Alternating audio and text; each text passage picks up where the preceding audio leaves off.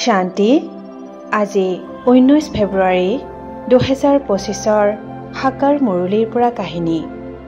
দেশ সেৱা কৰি ভাল পোৱা মঞ্জুৱে নিৰ্বাচনত জয়ী হোৱাৰ পাছত শপত ল'বলৈ যাবলৈ ওলাল। শপত লোৱা অনুষ্ঠানত উপস্থিত হোৱাৰ আগতে তেওঁ নিজৰ গুৰুৰ আশীৰ্বাদ ল'বলৈ গ'ল। গুৰুৱে আশীৰ্বাদ দি ক'লে, মঞ্জু, তুমি দেশৰ সেৱা কৰিবলৈ ওলাইছা। কেতিয়াও অভিমান অৰ্থাৎ অহংকাৰৰ বশৱৰ্তী নহবা।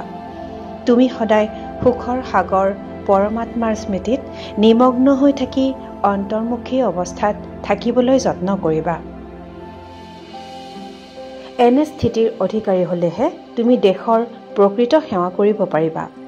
অন্তৰ্মুখী হৈ সেৱা কৰিলে যিকোনো বিপদ বিঘিনিৰ পৰা সুৰক্ষিত হৈ থাকিব পাৰি, সময়ৰ সৎ ব্যৱহাৰ কৰিব পাৰি আৰু মনক অশুদ্ধ সংকল্পৰ পৰা বচাই ৰাখিব পাৰি। মনত ৰাখিবা মঞ্জু, যি অন্তৰ্মুখী তেওঁ সদায় সুখী। গুৰুৰ আশীৰ্বাদ আৰু উপদেশ শিৰোধাৰ্য কৰি মঞ্জু শপত গ্ৰহণ অনুষ্ঠানলৈ যাবলৈ ওলাল। ওম শান্তি।